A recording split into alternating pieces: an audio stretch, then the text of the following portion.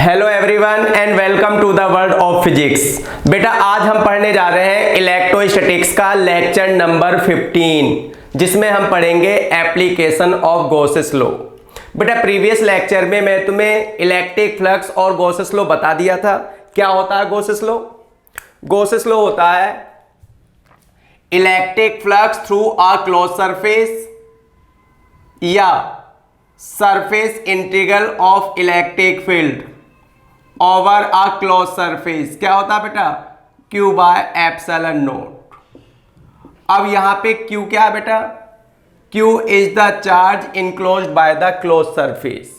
वो close surface कितना charge enclose करती है? वो है Q इन। इनका मतलब इनसाइड, ठीक है ना बेटा? तो ये है गॉसेस लॉ, इलेक्ट्रिक फ्लक्स या surface integral of electric field over A close surface. क्या होता है? 1 bye epsilon not times of the charge inside the close surface. ये बेटा मैं तुम्हें प्रीवियस क्लास में बता दिया था और इस पर बेस्ड कुछ क्या करा दिए थे, क्वेश्चन भी करा दिए थे। अब आज हमें पढ़ना है एप्लीकेशन ऑफ गॉसेस लॉ। तो देखो बेटा, एप्लीकेशन पढ़ने से पहले हमें पता होना चाहिए चार्ज डिस्ट्रीब्यूशन के बारे में। चार्ज डिस्ट्रीब्यूशन बेटा अभी तक आप लोग सिर्फ जानते हो पॉइंट चार्ज के बारे में। किसके बारे में? पॉइंट चार्ज के बारे में, पॉइंट चार्ज। लेकिन यहां से हम पढ़ेंगे बेटा, एक होता है linear charge distribution. Linear charge distribution ये रहा। अब लीनियर चार्ज डिस्ट्रीब्यूशन का क्या मतलब बेटा? When the charge is distributed over a length. जब चार्ज इस तरीके से किसी लेंथ पर क्या होगा बेटा? डिस्ट्रीब्यूट होगा, उसे क्या बोलेंगे?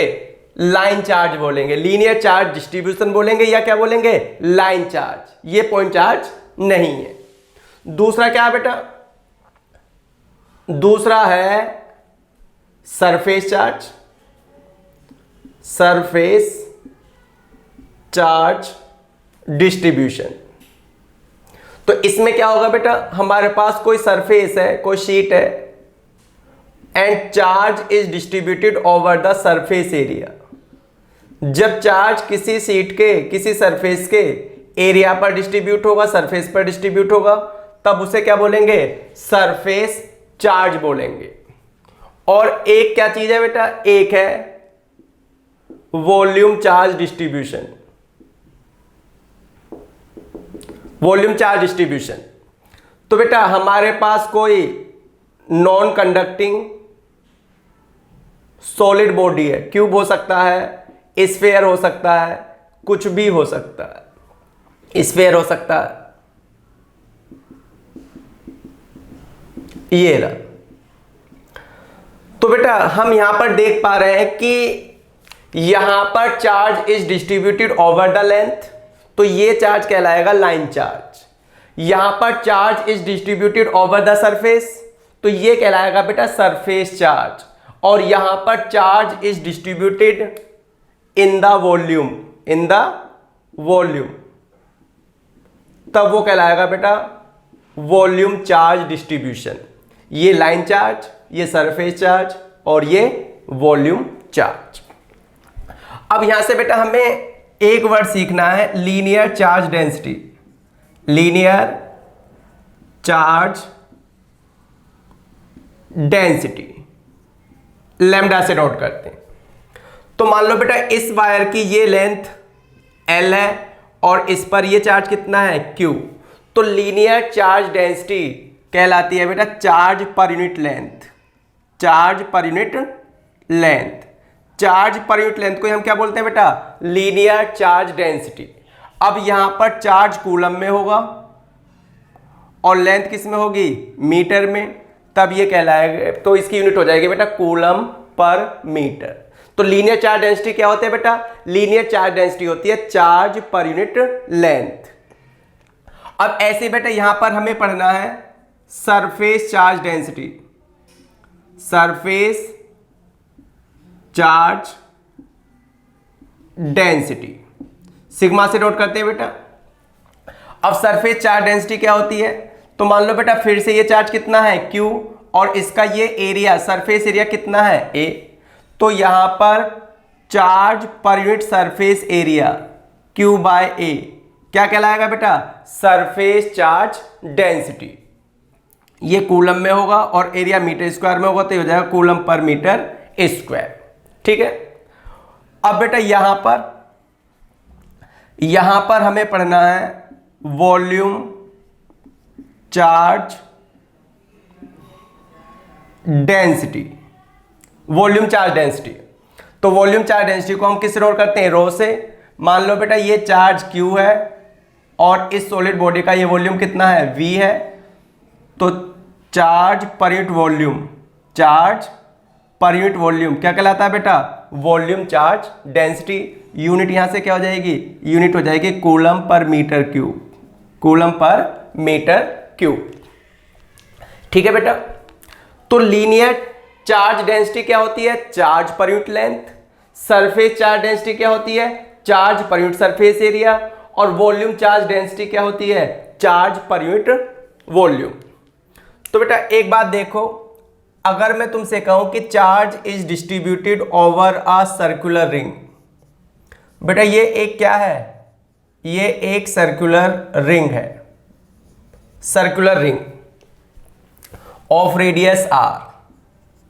अब कोई charge is distributed over the ring, तो ओवर द रिंग का मतलब बेटा over the circumference, and circumference is a line charge. मतलब सरकमफ्रेंस क्या है बेटा, एक लेंथ है। तो ये circular ring, uniformly charge circular ring किसका एग्जाम्पल है बेटा, लीनियर चार्ज का एग्जाम्पल है। किसका एग्जाम्पल है, लीनियर चार्ज का। अब अगर इसी तरीके से मैं कहूं कि बेटा मेरे पास एक क्या है, मेरे पास है या तो एक होलो स्फेयर, स्फेरिकल शेल, या कंडक्टिंग स्फेयर, कंडक्टिंग स्फेयर, होलो या सॉलिड, कैसा है। तो बेटा हमारे पास अब ये एक क्या है, शेल, शेल कितनी रेडियस का, r रेडियस का।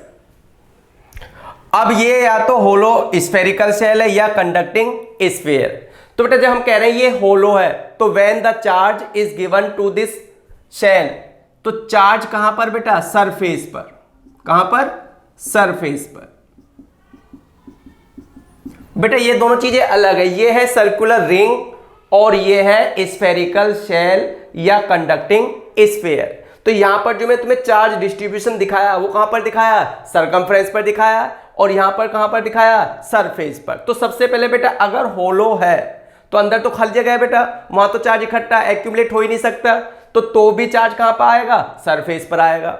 और अगर ये एक मेटेलिक स्फीयर है, कंडक्टिंग स्फीयर है, वेदर होलो और सॉलिड, चाहे होलो हो या सॉलिड हो, लेकिन मेटल का बना हुआ है, तो बेटा एक बात हमेशा ध्यान रखो कि charge always reside on the outer surface of a conductor. Conductor की शेप कुछ भी हो, लेकिन charge, excess charge always reside on the outer surface of a conductor. तो बेटा ये जो कंडक्टिंग स्फीयर है, वेदर होलो या सॉलिड, होलो हो या सॉलिड हो, चार्ज कहां पर आ जाएगा बेटा, इसकी सरफेस पर आ जाएगा। तो ये फिर से किसका एग्जांपल हुआ बेटा, ये एग्जांपल हो गया सरफेस चार्ज का। अब ऐसे बेटा, अब मान लो मेरे पास क्या है, non conducting sphere, non conducting sphere, ये रहा non conducting sphere of radius r। तो बेटा मैंने अभी तुमसे कहा था कि charge always reside on the outer surface of a conductor.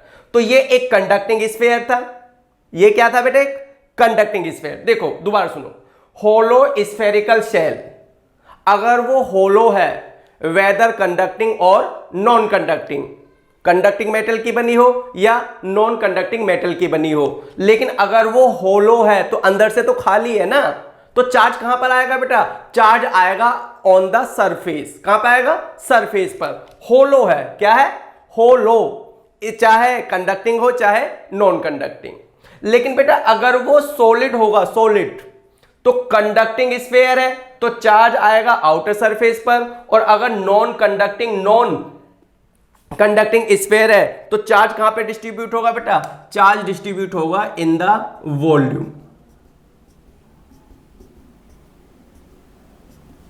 तो ये किसका एग्जाम्पल है बेटा? ये एग्जाम्पल है वॉल्यूम चार्ज का, ये एग्जाम्पल लाइन चार्ज का।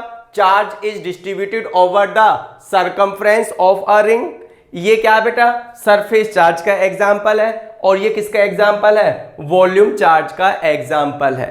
मैं बार बार कह रहा हूं बेटा, अगर होलो स्फेरिकल शेल है, वेदर कंडक्टिंग और नॉन कंडक्टिंग, अगर वो होलो है तो चाहे कोई कंडक्टिंग मेटल की बनी हो या नॉन कंडक्टिंग मेटल की बनी हो, अंदर से तो खाली है, तो चार्ज कहां पर आएगा? सरफेस पर आएगा। अब अगर वो सॉलिड है तो यहां से दो बातें हैं, अगर सॉलिड कंडक्टिंग है तो charge reside on the outer surface, और अगर सॉलिड नॉन कंडक्टिंग है, सॉलिड स्फीयर है एंड नॉन कंडक्टिंग है, तो चार्ज कहां पे डिस्ट्रीब्यूट होगा बेटा? उसके वॉल्यूम में डिस्ट्रीब्यूट हो जाएगा। ये बात समझ में आई? अब अगर मैं यहां पर क्या निकालूं बेटा? अगर इस सिचुएशन में मैं यहां पर इसकी लीनियर चार्ज डेंसिटी बताऊं तुम्हें, लीनियर चार्ज डेंसिटी, तो चार्ज पर यूनिट लेंथ, तो बेटा सर्कमफ्रेंस की लेंथ, सर्कुलर रिंग की लेंथ कितनी हो जाएगी? 2 पाई आर। तो यहां पर लीनियर चार्ज डेंसिटी हो जाएगी Q/2 पाई आर। अब अगर मैं यहां की बात करूं तो बेटा यहां पे सरफेस चार्ज डेंसिटी क्या हो जाएगी? मान लो ये चार्ज कितना है? Q, तो charge per unit surface area, तो ये हो जाएगा 4 पाई आर स्क्वायर। और अगर मैं यहां पे बेटा क्या निकालूं? वॉल्यूम चार्ज डेंसिटी, तो क्या हो जाएगा? चार्ज पर यूनिट वॉल्यूम कितना? 4/3 पाई आर क्यूब। तो बेटा कोई कंफ्यूजन की कोई जरूरत ही नहीं है, कोई गुंजाइश ही नहीं है। लाइन चार्ज अलग चीज है, सरफेस चार्ज अलग चीज है, वॉल्यूम चार्ज अलग चीज है। तो बेटा मैं एक्सपेक्ट करता हूं कि चार्ज डिस्ट्रीब्यूशन तुम्हें समझ में आ गया होगा, ठीक है। तो अब आप क्या जानते हो? अब आप एक पॉइंट चार्ज भी जानते हो, single isolated point charge, single charge को। And system of two equal and opposite charge क्या कहलाता है? डायपोल कहलाता है, ठीक है ना बेटा। इसी तरीके से क्वाड्रापोल भी होते हैं, ऑक्टापोल भी होते हैं। And when the charge is distributed over the length, तब वो क्या कहलाता है बेटा? लाइन चार्ज कहलाता है। When the charge is distributed over the surface, तब वो सरफेस चार्ज कहलाता है। And when the charge is distributed in the volume, तो वो क्या कहलाता है बेटा? वॉल्यूम चार्ज कहलाता है। Charge per unit length, linear charge density denoted by lambda. Charge per unit surface area, surface charge density denoted by sigma.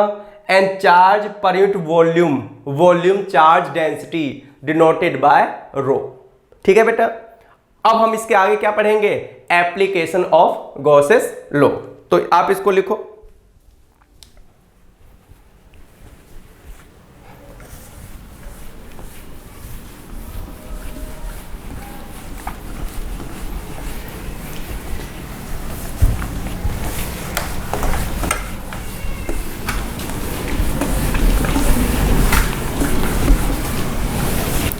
ठीक है बेटा, तो देखो अब हमें पढ़ना है application of Gauss's law.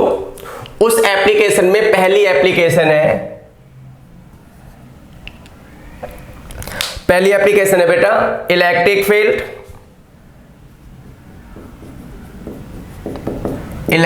Field due to a uniformly charged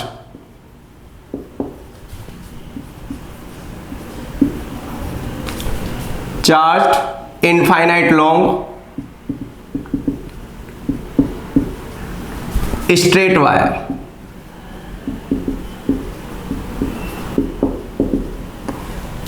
तो बेटा क्या है हमारे पास है uniformly charged infinite long straight wire.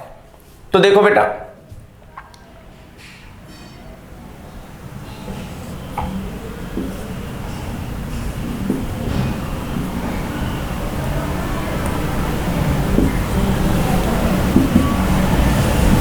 ये रहा बेटा, ये एक लाइन चार्ज है पॉजिटिवली या negatively.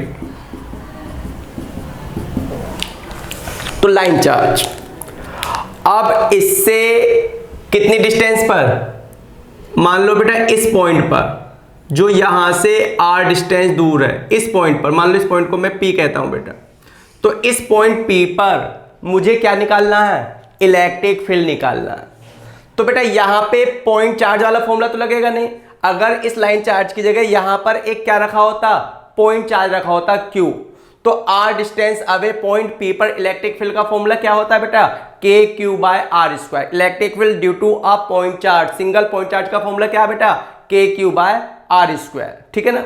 But this is not point charge, this is line charge, तो हम वो वाला फॉर्मूला, इलेक्ट्रिक फील्ड का फॉर्मूला यहां नहीं लगा सकते। तो बेटा P क्या है, P is the point where electric field is to be calculated. यहां पर इलेक्ट्रिक फील्ड को हमें क्या करना है बेटा, कैलकुलेट करना है। अब बेटा जिस भी पॉइंट पर हमें इलेक्ट्रिक फील्ड निकालना होता है, अगर हम वहां पर क्या रखते हैं बेटा, टेस्ट चार्ज रखते हैं, ये रख दिया टेस्ट चार्ज, तो बेटा ये पॉजिटिव चार्ज है तो क्या करेगा, ये पॉजिटिव चार्ज है तो इलेक्ट्रिक फील्ड इस डायरेक्शन में होगा। क्या मतलब हुआ बेटा, अगर चार्ज रखते हैं तो ये पॉजिटिव चार्ज इस टेस्ट चार्ज को ऐसे क्या करेगा बेटा, रिपेल करेगा। और मैं तुम्हें बता रखा है, पढ़ा रखा है कि direction of electric field is same as that of the force on a positive test charge. मतलब इलेक्ट्रिक फील्ड की वही डायरेक्शन होती है जो पॉजिटिव टेस्ट चार्ज पर लगने वाले फोर्स की डायरेक्शन होती है। तो बेटा जो टेस्ट चार्ज होता है उसे तो हम पॉजिटिव ही कंसीडर करते हैं, लेकिन ये लाइन चार्ज पॉजिटिवली या नेगेटिवली हो सकता है। तो जब ये पॉजिटिवली चार्ज है तो ये रिपेल करता है, तो इलेक्ट्रिक फील्ड क्या होगा, अवे। और जब ये नेगेटिवली चार्ज है तो ये क्या करेगा, अट्रैक्ट करेगा, तो इलेक्ट्रिक फील्ड क्या हो जाएगा, टूवर्ड्स हो जाएगा। अगर ये पॉइंट यहां के बजाय यहां पर होगा, यहां पर, यहां पर, तो बेटा तब भी तो ये इसको ऐसे क्या करेगा, रिपेल करेगा। यहां पर होगा, रिपेल करेगा। लेफ्ट में यहां पर होगा, रिपेल करेगा। यहां पर होगा, रिपेल करेगा। यहां पर होगा, रिपेल करेगा। अगर ये चार्ज क्या है, पॉजिटिवली चार्ज। तो बेटा अब हम यहां पर देख रहे हैं कि this electric field is perpendicular to the wire. बेटा वायर ऐसे रखा हुआ है और इलेक्ट्रिक फील्ड ऐसे है, तो यहां पर जो इलेक्ट्रिक फील्ड होगा अवे या टूवर्ड्स, इसके पॉजिटिव या नेगेटिव होने पर, तो बेटा इलेक्ट्रिक फील्ड जो होगा अवे या टूवर्ड्स, वो इस वायर के क्या होगा, परपेंडिकुलर होगा। तो बेटा ये बात आपको ध्यान रखनी है कि अगर वायर इनफाइनाइट लेंथ का है तो इलेक्ट्रिक फील्ड का फॉर्मूला मैं तुम्हें अभी बताऊंगा, अभी प्रूव कराऊंगा, लेकिन मैं फिलहाल ये बताने की कोशिश कर रहा हूं कि this electric field is perpendicular to the length of wire. ये वायर की लेंथ के क्या है बेटा, परपेंडिकुलर इलेक्ट्रिक फील्ड होगा, चाहे इधर हो या इधर हो। बात समझ में आ गई।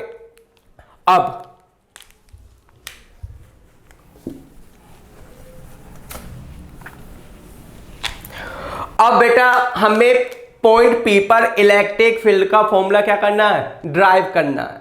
अब यहां से हमारे पास है दो तरीके। कितने तरीके, दो तरीके। एक तरीका है विदाउट यूजिंग गॉसेस लॉ और एक तरीका है यूजिंग गॉसेस लॉ। बात समझ में बेटा, एक क्या विदाउट यूजिंग गॉसेस लॉ और दूसरा यूजिंग गॉसेस लॉ। तो अभी हम क्या पढ़ रहे हैं, एप्लीकेशन ऑफ गॉसेस लॉ। तो अभी जो हम इलेक्ट्रिक फील्ड का फॉर्मूला ड्राइव करेंगे बेटा, वो किसकी हेल्प से करेंगे, यूजिंग गॉसेस लॉ।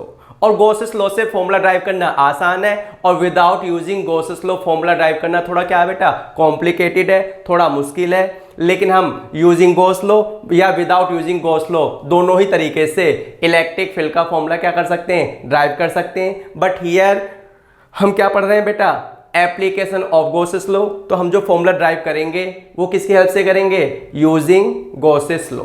ठीक है बेटा। तो बेटा अगर ये एक लाइन चार्ज है तो इसकी चार्ज डेंसिटी कैसी होगी, linear charge density denoted by lambda. ठीक है। अब बेटा अगर हम अब गॉस लॉ यूज करते हैं, क्या यूज करते हैं, गॉस लॉ, तो we have to construct an imaginary surface.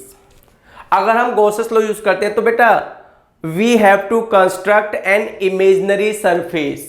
अब हमें यहां पर एक इमेजनरी सरफेस क्या करनी है बेटा, बनानी है, कंस्ट्रक्ट करनी है, ठीक है ना। And that imaginary surface is called Gaussian surface.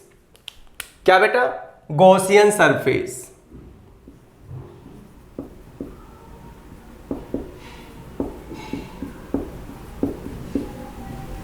Gaussian surface. तो हमें क्या करना है बेटा, गॉसियन सरफेस। अब बात आती है, सरफेस तो कई तरीके की होती है बेटा, प्लेन भी होती है, 3D भी होती है, सिलेंड्रिकल भी होती है, कोनिकल भी होती है, स्फेरिकल भी होती है, क्यूबिकल भी होती है, क्यूबोइडिकल भी होती है। तो अब बात आती है कि हमें एक इमेजिनरी गॉसियन सरफेस कंस्ट्रक्ट करनी तो है, लेकिन कैसे, ठीक है। तो बेटा ये डिपेंड करता है सिमेट्री पे। किस पर, सिमेट्री पर। अब ये एक लेंथ है, एक वायर है, क्या है, वायर।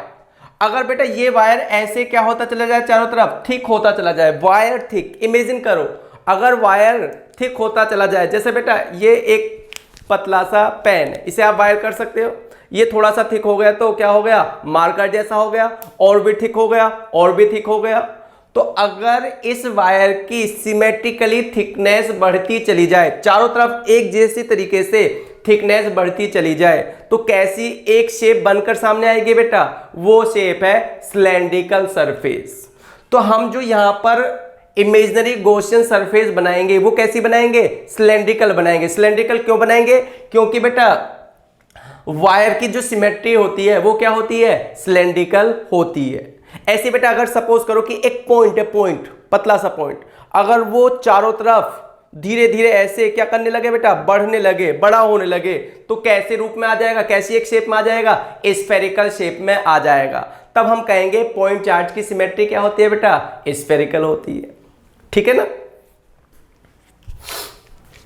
तो यहां तक बात समझ में आई। तो बेटा we have to construct an imaginary Gaussian surface, और वो गॉसियन सरफेस यहां पर क्या होगी, सिलेंड्रिकल सरफेस होगी। तो पासिंग थ्रू पॉइंट P हम एक बेटा इमेजिनरी गॉसियन सरफेस बनाएंगे,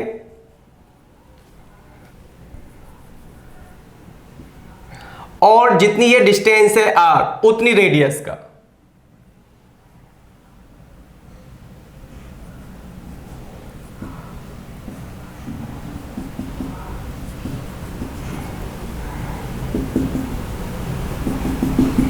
ये रहा बेटा, ये बन गई गॉसियन सरफेस।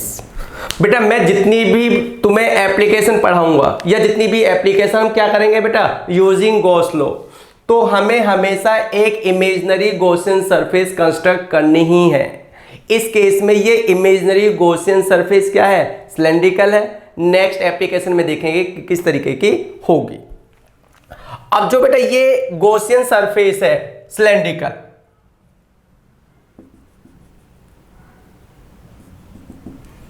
अब इसके हैं तीन पार्ट। एक पार्ट ये है सर्कुलर, एक ये है कर्व, और एक पार्ट ये है फिर से सर्कुलर। देखो बेटा ये मार्कर सिलेंड्रिकल शेप में है, तो अगर हम इसकी शेप की मतलब इसकी फेस की बात करें तो एक सरफेस ये है प्लेन सरफेस, फ्लैट सरफेस या सर्कुलर सरफेस, एक ये और एक ये, और एक है बेटा ये कर्व। क्या है, कर्व। अब अगर हम यहां पे इस वाले के एरिया वेक्टर की बात करें, इस सरफेस की बात करें, तो मैंने उस दिन भी तुम्हें बताया था बेटा एरिया वेक्टर क्या है, एरिया वेक्टर है outward normal to the surface. तो अगर सरफेस ये अपर है तो इसका एरिया वेक्टर आउटवर्ड नॉर्मल ऊपर की तरफ होगा। अगर ये नीचे वाले की बात कर रहे हैं तो आउटवर्ड नॉर्मल नीचे की तरफ होगा। अगर अब हम किसकी बात करते हैं बेटा, कर्व की बात करते हैं, ये क्या है, कर्व सरफेस। तो अगर मैं एक पॉइंट इस साइड में लेता हूं तो उसका एरिया वेक्टर आउटवर्ड नॉर्मल इधर की तरफ जाएगा। अगर मैं एक पॉइंट इस साइड लेता हूं तो एरिया वेक्टर इस साइड होगा। अगर मैं एक पॉइंट फ्रंट में लेता हूं तो एरिया वेक्टर ये होगा, और अगर मैं एक पॉइंट इस तरफ बैकवर्ड लेता हूं तो एरिया वेक्टर इधर होगा। तो बेटा यहां क्योंकि ये बोर्ड 2D में है तो मैं तुम्हें फ्रंट वाला और बैकवर्ड वाला तो नहीं दिखा पाऊंगा, लेकिन साइड वाला एरिया वेक्टर तुम्हें दिखा सकता हूं। तो बेटा यहां पर क्या हुआ, यहां पर पहली सरफेस का जो एरिया वेक्टर होगा ds1, डी किसके लिए बेटा, स्मॉल सरफेस के लिए, तो ds1 ऐसे होगा, अभी बताया बेटा। अगर हम यहां पर एक सरफेस लेते हैं, छोटी सी सरफेस ds, तो एरिया वेक्टर ऐसे होगा। और अगर हम यहां पर लेते हैं स्मॉल सरफेस, तो एरिया वेक्टर ऐसे होगा। तो बेटा हमने तीनों सरफेस पर स्मॉल सरफेस एरिया मार्क किए हैं, ds, ds, ds। इसका भी एरिया ds है, इसका भी एरिया। ds क्या रिप्रेजेंट कर रहा है बेटा, स्मॉल सरफेस एरिया। और ds1, ds2, ds3 ये क्या रिप्रेजेंट कर रहे हैं बेटा, ये रिप्रेजेंट कर रहे हैं एरिया वेक्टर। तो पहली सरफेस का एरिया वेक्टर ऐसे होगा, दूसरी का ऐसे होगा, तीसरी का ऐसे होगा। बात समझ में आ गई। अब बेटा अब ये जो एरिया वेक्टर है, ये वाला एरिया वेक्टर पहली सरफेस का, ये एरिया वेक्टर इलेक्ट्रिक फील्ड के क्या है, परपेंडिकुलर है। दूसरा जो कर्व सरफेस का एरिया वेक्टर है वो इलेक्ट्रिक फील्ड के क्या है, पैरेलल है। और फिर से तीसरी जो सर्कुलर सरफेस है उसका एरिया वेक्टर फिर से इलेक्ट्रिक फील्ड के क्या हो गया, परपेंडिकुलर हो गया। तो बेटा बात समझ में आई। तो हम क्या करते हैं, सिमेट्री के आधार पर गॉसियन सरफेस क्या करते हैं, कंस्ट्रक्ट करते हैं। वायर की सिमेट्री क्या है, सिलेंड्रिकल है, इसलिए मैंने यहां पर गॉसियन सरफेस कैसी बनाई है, सिलेंड्रिकल बनाई है। अब उस सिलेंडर के भी बेटा तीन पार्ट हो रहे हैं, कर्व पार्ट और सर्कुलर फेस, ये वाला फ्लैट फेस बेटा। तो इसका एरिया वेक्टर ऐसे ऐसे ऐसे फ्रंट में और बैक में होगा, और इसका एरिया वेक्टर ऊपर और नीचे होगा। यहां तक बात समझ में आती है। अब क्या है बेटा, अब बात आती है कि अगर मैं इस ds1 का, ds का ये जो स्मॉल सरफेस लिया है, इसका मैं अगर क्या करूं बेटा, इंटीग्रेशन करूं, तो इसका इंटीग्रेशन आएगा टोटल ये सरफेस एरिया कितना, pi r square, pi r square.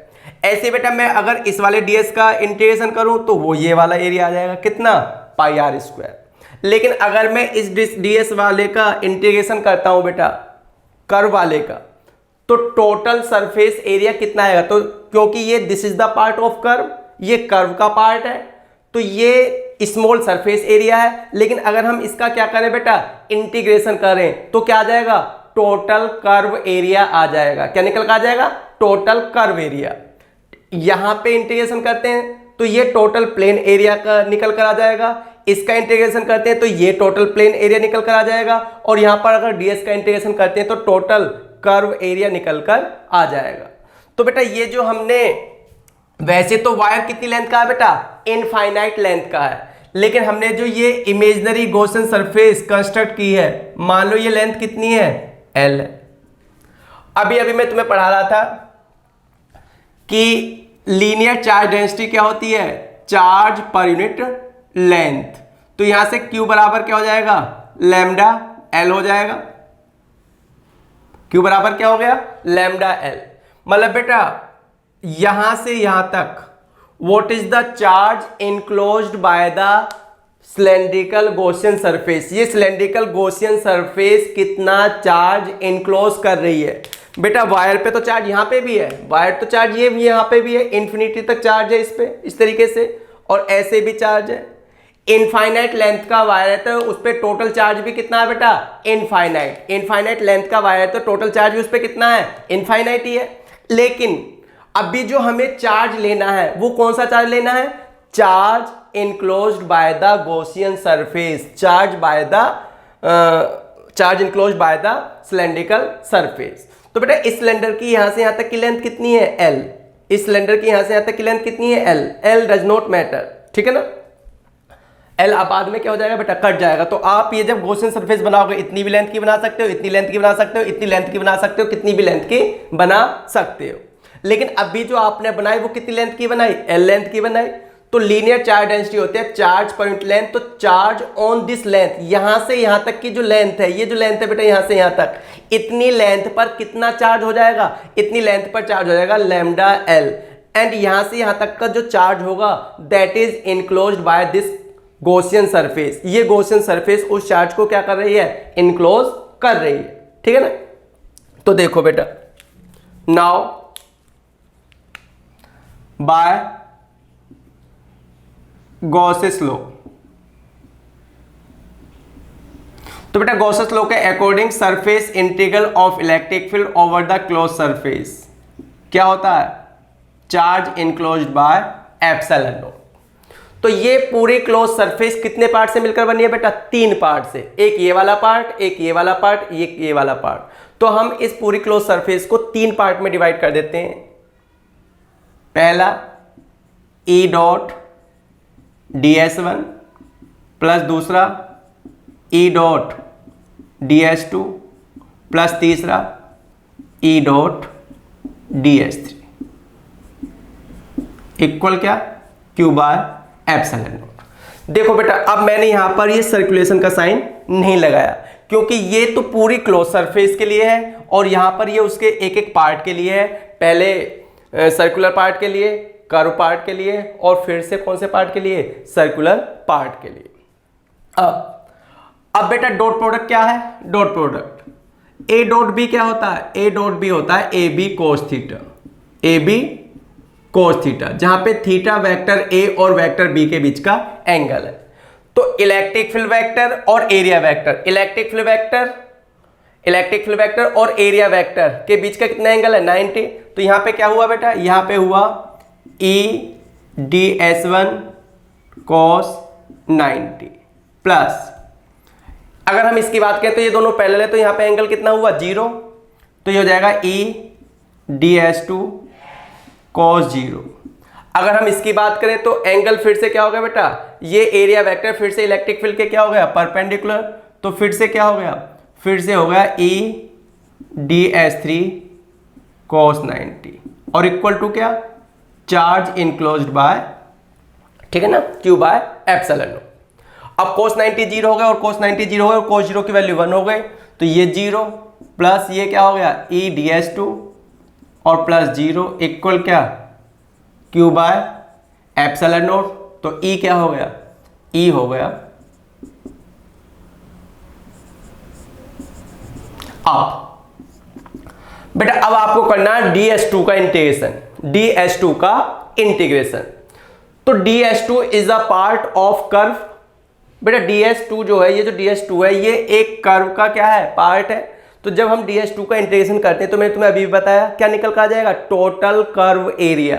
तो ds2 के इंटीग्रेशन का मतलब है टोटल कर्व एरिया 2 पाई r h, और h की जगह हमने क्या लिख दिया बेटा, यहां पर ये h लिख दो या l लिख दो। तो ये हो गया 2 पाई r l इक्वल। अब यहां से यहां तक का चार्ज तो ये भी है, लेकिन हमें तो उतना ही चार्ज लेना है ना बेटा। कौन सा charge, charge enclose by the cylindrical surface. और इस सिलेंडर की लेंथ कितनी एज्यूम किया बेटा हमने, L। तो L लेंथ पर, वायर की L लेंथ पर कितना चार्ज हो जाएगा बेटा, Q बराबर लैम्डा L। L से L क्या हो गया बेटा, कैंसिल हो गया। तो E बराबर क्या हो गया, E बराबर हो गया लैम्डा अपॉन में 2 पाई एप्सिलॉन नॉट R। ये इलेक्ट्रिक फील्ड का फॉर्मूला हो गया। तो क्या हो गया बेटा, ग्राफिकली अगर देखा जाए ये R और ये इलेक्ट्रिक फील्ड, ठीक है। तो इलेक्ट्रिक फील्ड डिस्टेंस के क्या है, इनवर्सली प्रोपोर्शनल है। तो एक ग्राफ कैसा बनाएंगे बेटा, इस तरीके का ग्राफ। यहां पर ये दिखाया जा रहा है कि जैसे जैसे हम वायर से आगे जाएंगे वैसे वैसे इलेक्ट्रिक फील्ड क्या होता चला जाएगा, कम होता हुआ चला जाएगा। ये ग्राफिकल वेरिएशन हो गया electric field due to line charge का। तो बेटा ये क्या था, गॉसियन सरफेस, मतलब गॉस लॉ की हेल्प से इलेक्ट्रिक फील्ड का फॉर्मूला क्या करना, ड्राइव करना। ये आसान तरीका है बेटा, ये क्या है, आसान तरीका। अगर हम विदाउट यूजिंग गॉस लॉ करेंगे तो वो थोड़ा सा क्या होगा, कॉम्प्लिकेटेड होगा, बट हो जाएगा, ठीक है ना। लेकिन अभी हम क्या पढ़ रहे हैं, एप्लीकेशन ऑफ गॉस लॉ, तो इसलिए ये इस तरीके से मैंने कराया। तो बात समझ में आई बेटा, इसको लिखो।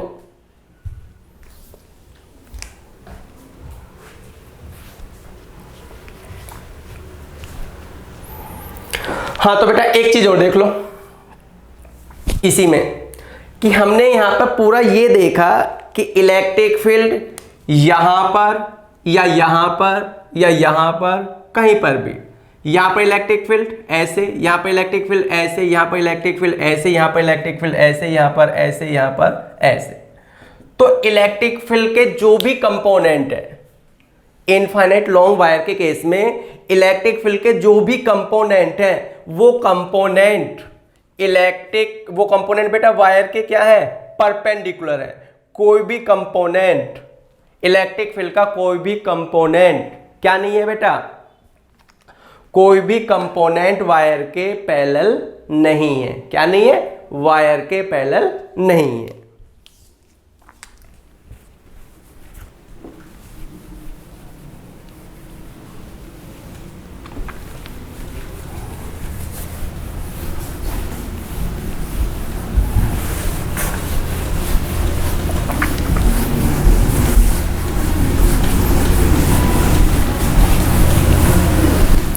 देखो बेटा,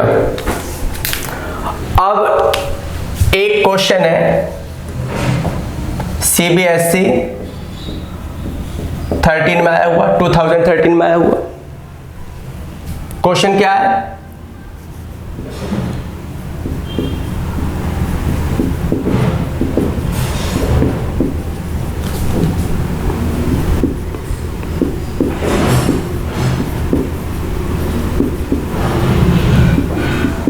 क्या क्वेश्चन है बेटा, N infinite long positively charge wire has a linear charge density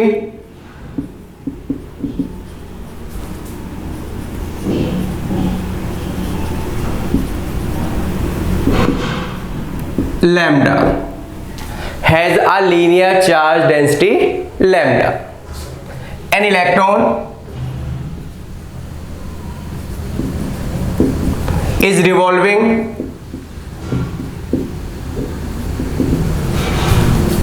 around the wire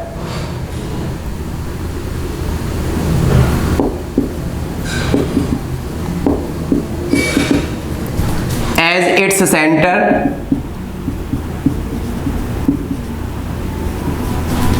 with a constant velocity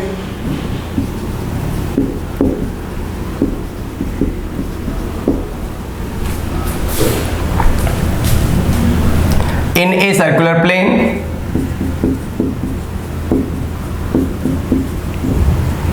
perpendicular to wire, in a circular plane perpendicular to wire। दो बातें बेटा, एक deduce expression of kinetic energy of electron, और दूसरा plot a graph of kinetic energy of electron as अ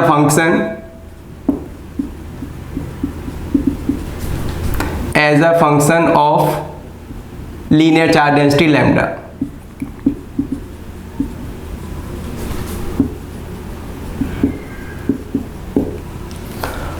बेटा ये question लिखने का जो टाइमिंग है ये मुझे बहुत बुरा लगता है, बड़ा ही टाइम वेस्ट होता है। लेकिन बेटा किसी भी, अब ऐसा भी नहीं है कि मैं क्वेश्चन ना लिखूं और आंसर बता दूं, सॉल्यूशन बता दूं, फिर तुम्हें पता ही नहीं चलेगा कि क्वेश्चन क्या लिखा था और कैसे मैंने कर दिया। तो क्वेश्चन लिखना जरूरी है। अब बेटा किसी भी क्वेश्चन को सोल्व करने के लिए पहले क्वेश्चन पढ़ना क्या है, जरूरी है। ऐसा नहीं है कि हम सॉल्यूशन लेकर घूम रहे हैं, क्वेश्चन का पता ही नहीं है। पहले क्वेश्चन पता होना चाहिए तब उसका सॉल्यूशन करते हैं बेटा। तो देखो, N infinite long positively charge wire has a linear charge density lambda. An electron is revolving around the wire as its center with a constant velocity in a circular plane perpendicular to the wire। अब deduce expression of kinetic energy of electron और दूसरा plot a graph of kinetic energy of electron as a function of linear charge density। तो बेटा जैसा question paper में लिखा था वैसा ही क्वेश्चन मैंने लिख दिया। अब इसका सॉल्यूशन देखो बेटा, देखो एक infinite long positively charge wire है, ये रहा बेटा infinite long, infinite long wire, positively charge wire, ठीक। और एक इलेक्ट्रॉन इसके चारों ओर इस तरीके से घूम रहा है,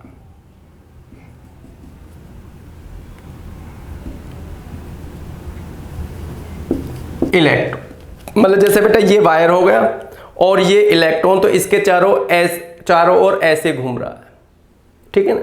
तो यहां पर जो इस सर्कल का जो प्लेन होगा वो इस वायर के ऐसे क्या हुआ बेटा, परपेंडिकुलर हुआ, ठीक है।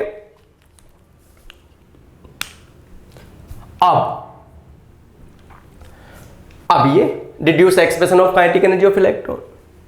तो देखो बेटा वायर पॉजिटिवली चार्ज है और इलेक्ट्रॉन नेगेटिवली चार्ज है, तो there is a attractive force on electron towards the wire, ठीक है। मतलब बेटा इलेक्ट्रॉन पर वायर की तरफ एक क्या होगा, अट्रैक्टिव फोर्स होगा, ऐसे अट्रैक्टिव फोर्स।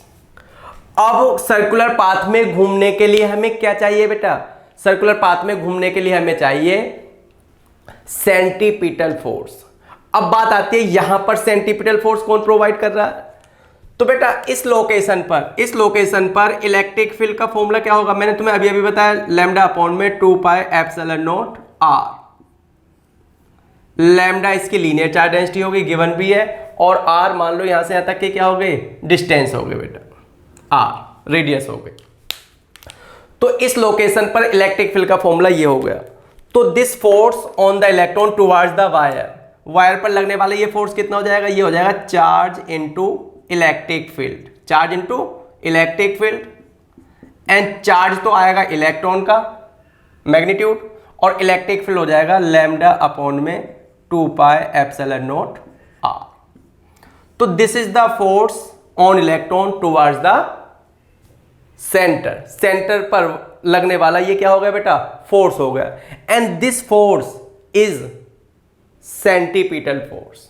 तो बेटा यहां पर जो सेंटीपिटल फोर्स हो गया mv² बाय आर, वो क्या हो गया, वो इसके बराबर हो गया क्या, ई लैम्डा अपॉन में 2 pi epsilon naught R, R से आर कैंसिल हो गया, तो mv² क्या हो गया, mv² हो गया ई लैम्डा अपॉन में 2 पाई एप्सिलॉन नॉट। अगर मैं दो तरफ हाफ से मल्टीप्लाई कर दूं तो ये हो जाएगा हाफ mv², और हाफ से क्या हुआ, ई लैम्डा अपॉन में 4 पाई एप्सिलॉन नॉट। अब ये किसका फॉर्मूला है बेटा, अब ये फॉर्मूला काइनेटिक एनर्जी। तो काइनेटिक एनर्जी ऑफ इलेक्ट्रॉन का एक्सप्रेशन क्या हो गया, ई लैम्डा अपॉन में 4 पाई एप्सिलॉन नॉट। तो हमें एक क्वेश्चन का जवाब मिल गया, कौन से क्वेश्चन का, कि deduce the expression of kinetic energy of electron. तो काइनेटिक एनर्जी ऑफ इलेक्ट्रॉन का इस क्वेश्चन के आधार पर जो फॉर्मूला होगा बेटा, एक्सप्रेशन होगा, वो क्या होगा, ई लैम्डा अपॉन में 4 पाई एप्सिलॉन नॉट।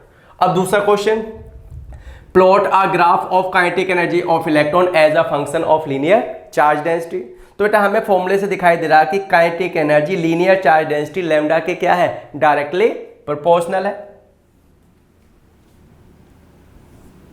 तो अगर हम एक ग्राफ ड्रॉ करें of kinetic energy as a function of linear charge density, तो kinetic energy linear charge density के क्या है, डायरेक्टली प्रोपोर्शनल है, तो वो ग्राफ ऐसे होगा।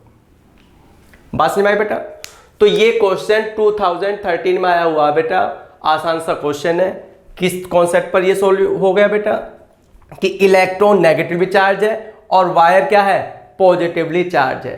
तो वायर इलेक्ट्रॉन को अपनी तरफ क्या करता है, अट्रैक्ट करता है, कितने फोर्स से, ई लैम्डा अपॉन में 2 pi epsilon naught R, and this force provide centripetal force to the electron for revolving around the wire. और यही वो फोर्स है बेटा जो इलेक्ट्रॉन को सेंटीपिटल फोर्स प्रोवाइड करता है, जिससे कि इलेक्ट्रॉन इसके चारों ओर, वायर के चारों ओर सर्कुलर पाथ में घूमता रहे। ठीक है, इसको करो बेटा।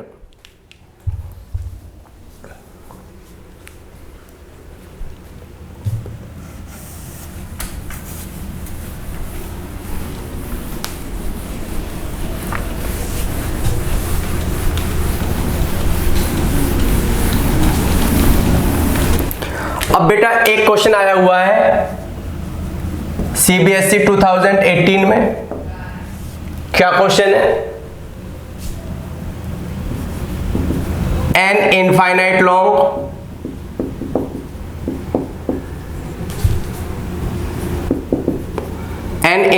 long wire has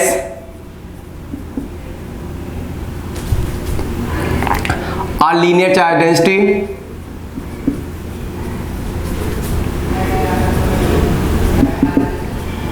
lambda. An infinite long wire has a linear charge density lambda. Calculate work done in moving a charge q from perpendicular distance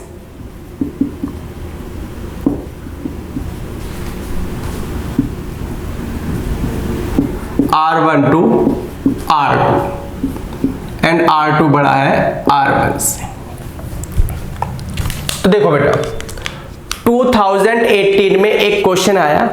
question के थे 3 पार्ट। क्वेश्चन के कितने पार्ट थे बेटा? 3 पार्ट। एक पार्ट में लिखा था drive the formula for the electric field of N infinite long charge wire, यानी कि एप्लीकेशन ऑफ गॉसेस लॉ। तो जो मैंने अभी तुम्हें फॉर्मूला ड्राइव कराया था बेटा, डेरिवेशन कराई थी, उस पार्ट में हमें वो डेरिवेशन करनी थी। क्वेश्चन के दूसरे पार्ट में लिखा था plot a graph to show the variation of electric field as a function of distance from the wire.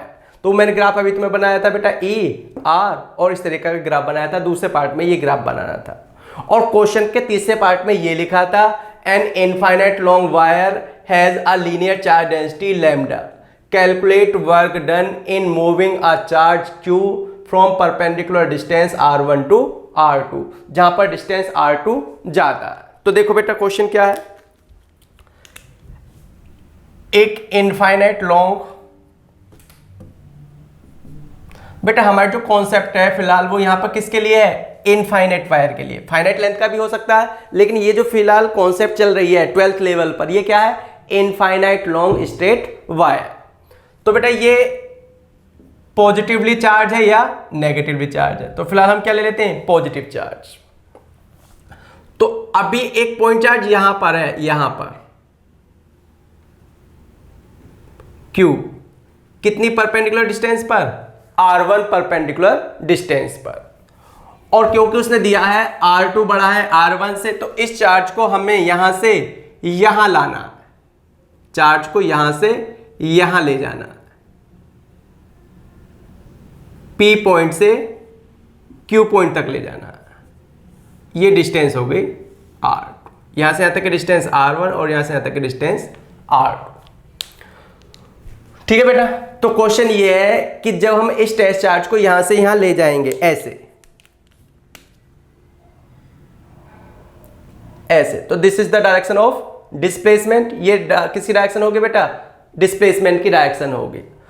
तो इस पॉइंट चार्ज को परपेंडिकुलर डिस्टेंस R1 से परपेंडिकुलर डिस्टेंस R2 तक लाने का हमें क्या निकालना है? वर्क डन निकालना है। अब वो वर्क डन कैसे निकलेगा ये देखो बेटा।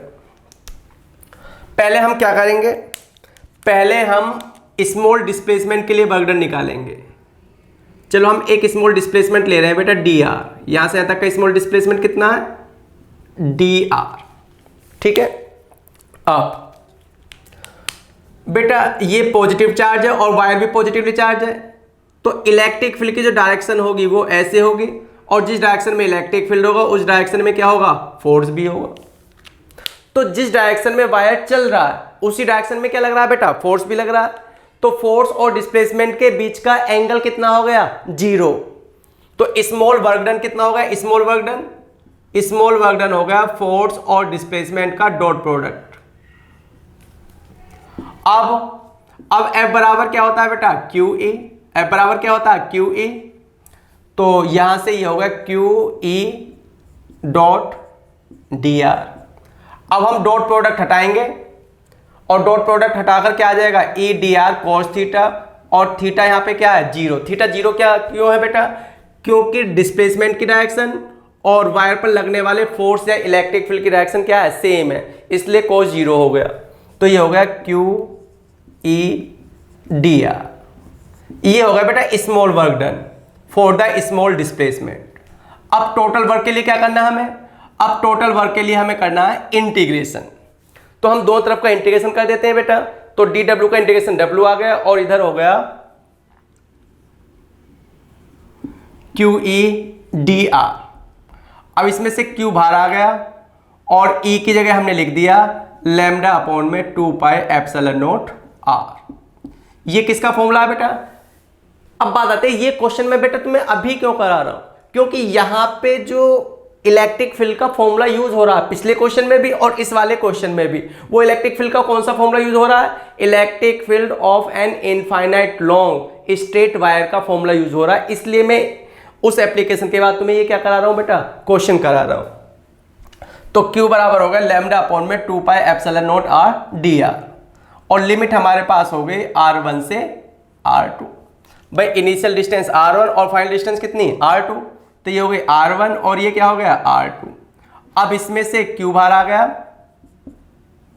लैम्डा बाहर आ गया, 2 पाई एप्सिलॉन नॉट बाहर आ गया। अब अंदर रह गया 1 by R into D R. तो बेटा कई बार मैं तुम्हें 11th में दोबारा बता देता हूं, 1 by X into D X. इसका इंटीग्रेशन क्या होता है बेटा? इसका इंटीग्रेशन होता है log x ऑन बेस ई। ये 1 बाय एक्स के इंटीग्रेशन का क्या है? फॉर्मूला। तो ऐसे बेटा यहां पे क्या हो गया? ये हो गया क्यू लैम्डा अपॉन में 2 पाई एप्सिलॉन नॉट और 1 बाय आर का क्या हो गया? log r हो गया बेस ई पर और लिमिट हो गई R1 से R2। अब हम क्या करते हैं? अब हम लिमिट पुट करेंगे बेटा। कैसे? r की जगह अपर लिमिट आ गई। अपर लिमिट क्या? log R2 minus log R1। और अब हम यहां से यूज करेंगे, देखो बेटा log का एक रूल है m बाय n। किस तरीके से लिखते हैं हम इसको? log m minus log n। तो कहीं पर log m बाय n लिखा है तो हम उसको ऐसे लिख सकते हैं और अगर कहीं पे log m minus log n लिखा है तो हम उसे ऐसे लिख सकते हैं। तो ये क्या लिख दिया बेटा मैंने? q लैम्डा अपॉन में 2 पाई एप्सिलॉन नॉट और ये हो गया log R2 बाय R1।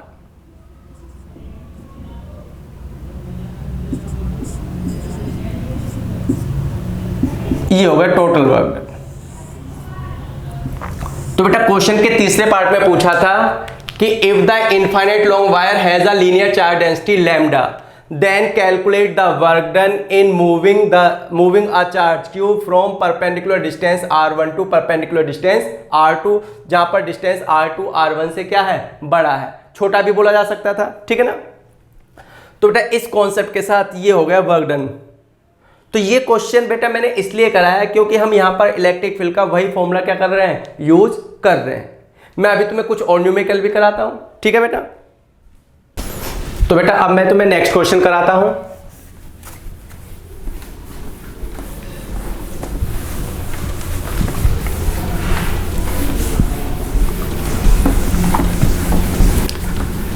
तो बेटा ये नेक्स्ट क्वेश्चन है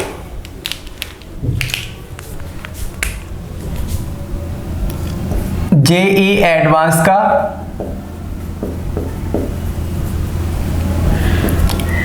15 में आया हुआ। JEE advanced 15। क्वेश्चन क्या है बेटा? The given figure depicts two situations in which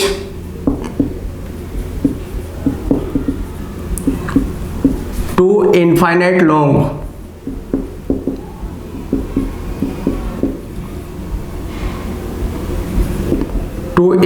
long wire of constant positive charge density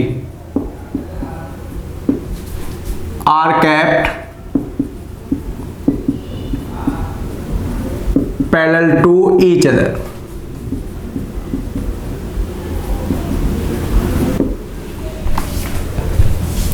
to point charge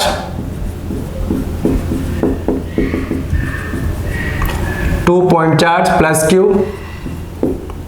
and minus q are kept in equilibrium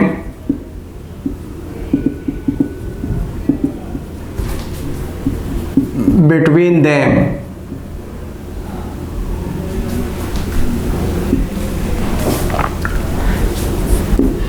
they are given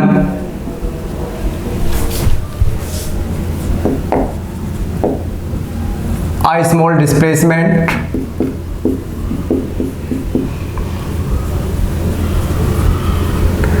about their position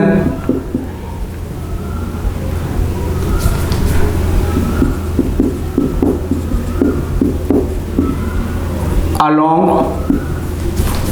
x-axis। देखो बेटा,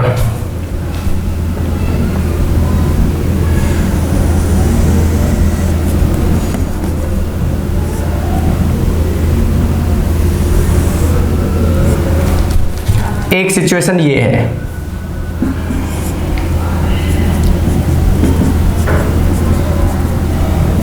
lambda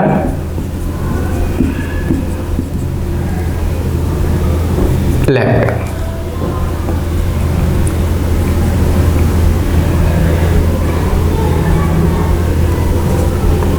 plus Q, और मान लो इनके बीच की distance दी नहीं है। एक दूसरी सिचुएशन है बेटा,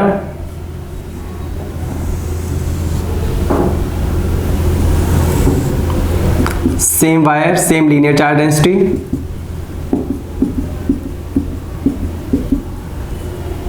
लैम्डा लैम्डा, पर अब जो पार्टिकल रखा है बीच में वो कैसा है बेटा, नेगेटिव। ठीक, ये सेकंड सिचुएशन होगी। अब हमसे पूछा क्या है,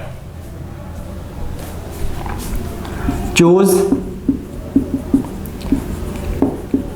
करेक्ट स्टेटमेंट। अब बेटा हमें करेक्ट स्टेटमेंट चूज करना था, और वो स्टेटमेंट क्या क्या है वो देख लेते हैं। पहला, both charge will execute simple harmonic motion. ये स्टेटमेंट सही है, या both charge will continue moving in the direction of their displacement। Third, positive charge Q execute simple harmonic motion and negative charge continues moving in the direction of its displacement। चौथा, negative charge execute simple harmonic motion and positive charge Q continues moving in the direction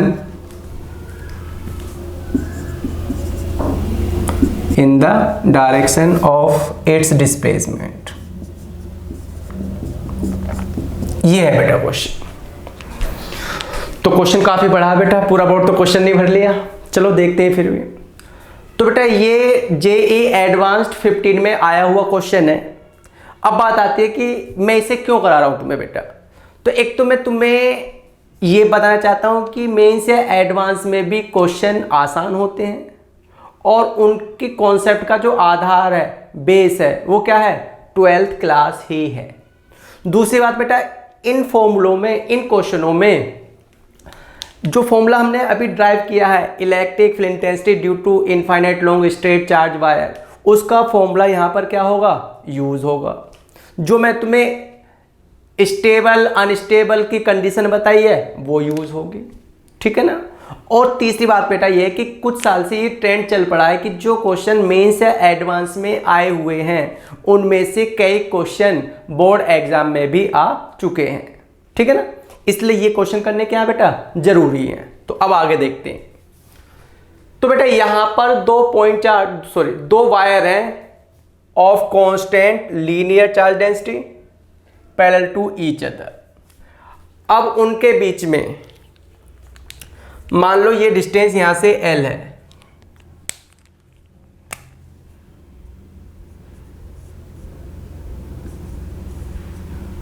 और ये भी distance L है। ऐसे यहां पर ये distance L है, दी नहीं है बेटा, आप अपनी तरफ से L या D कुछ भी मान सकते हो। ये दिया गया कि ये बीच में रखा। अब क्वेश्चन ये कह रहा है कि बेटा ये जब तक रखा है, मैंने बोला कैप्ट इन इक्विलिब्रियम, ये पार्टिकल जब तक यहां रखे हैं, इन पर नेट फोर्स सिस्टम में क्या लग रहा है, 0 लग रहा है। अब अगर हम इन पार्टिकल को अलोंग एक्स एक्सिस, ये बोला बेटा मैंने, the charge particle are given a small displacement about their position along x axis, अगर इन पार्टिकल को अलोंग एक्स एक्सिस ऐसे या ऐसे, ऐसे या ऐसे डिस्प्लेस करके छोड़ दिया जाए तो क्या दोनों charge particle execute simple harmonic motion, या दोनों पार्टिकल अपने डायरेक्शन के डिस्प्लेसमेंट में कंटिन्यू मूव करेंगे, या प्लस क्यू एग्जीक्यूट SHM और नेगेटिव कंटिन्यू मोशन करेगा बेटा, या negative execute SHM and positive charge continue its motion in the direction of its displacement. तो इसमें से बेटा एक या दो ऑप्शन क्या हो सकते हैं, सही हो सकते हैं, उसका हमें पता लगाना। तो देखो कैसे, क्वेश्चन लिख लेना बेटा, इधर देखो सॉल्यूशन। पहले हम चलते हैं सिचुएशन फर्स्ट में। सिचुएशन फर्स्ट में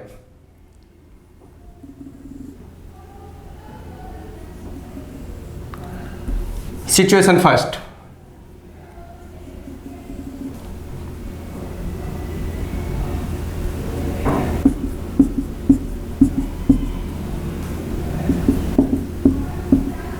बेटा ये पहला वायर और ये दूसरा वायर।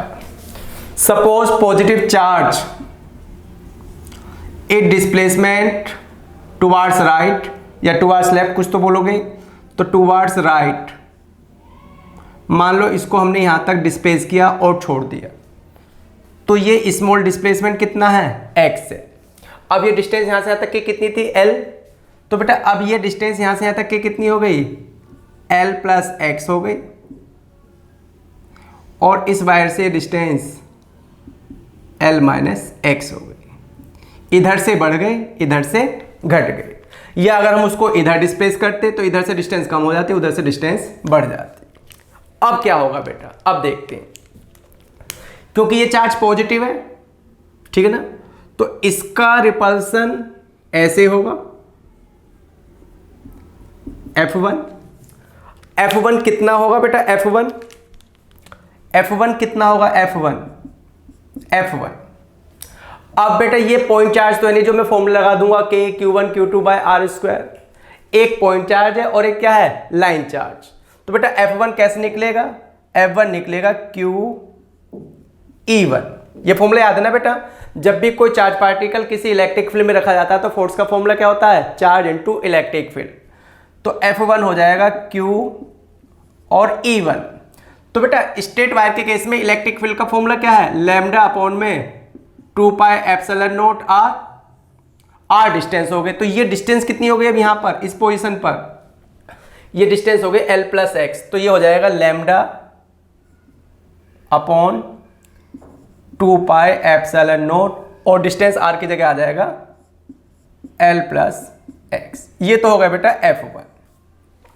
अब सिमिलरली बेटा वायर तो ये भी पॉजिटिव है, तो ये इसको मतलब ये वायर ऐसे रिपेल करता है और ये वायर ऐसे रिपेल करता है, तो इस पर लगने वाला एक फोर्स ऐसे होगा, ये क्या हो गया F2। अब F2 क्या होगा बेटा, सिमिलरली F2 भी क्या हो जाएगा Q E2।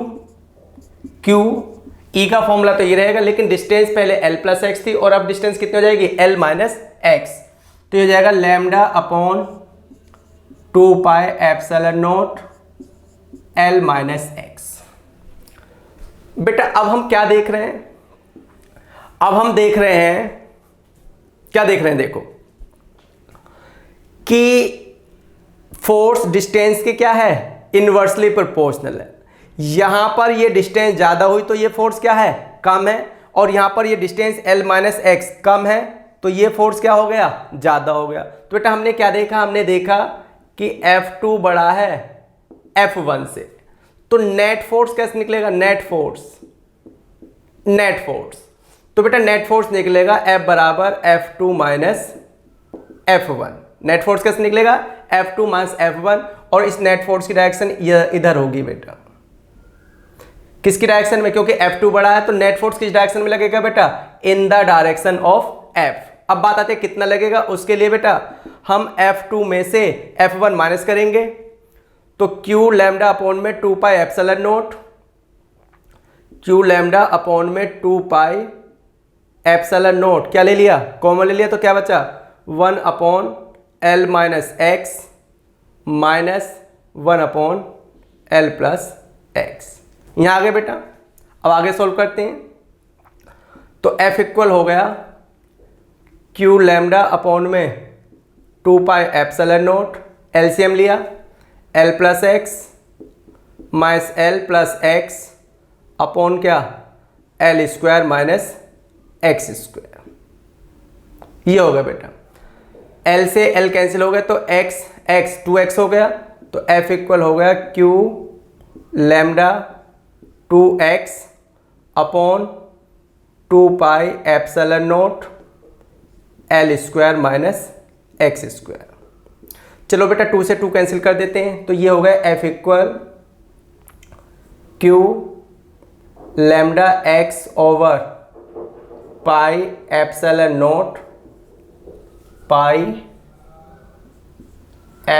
Not L square minus x square. यहां तक आ गए बेटा। अब देखो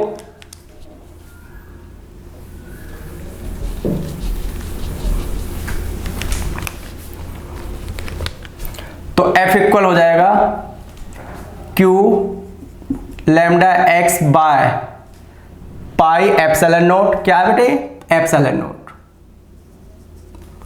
पाई एप्सिलॉन नॉट। अगर मैं L स्क्वायर को कॉमन लेता हूं ऐसे, तो इसे लिखा जा सकता है 1 minus x square by L square. यहां तक बात समझ में आ गई बेटा। अब यहां पर तुमसे क्या बोला गया, तुमसे बोला गया स्मॉल डिस्प्लेसमेंट, मतलब x स्मॉल डिस्प्लेसमेंट, थोड़ा सा x क्या है स्मॉल वैल्यू।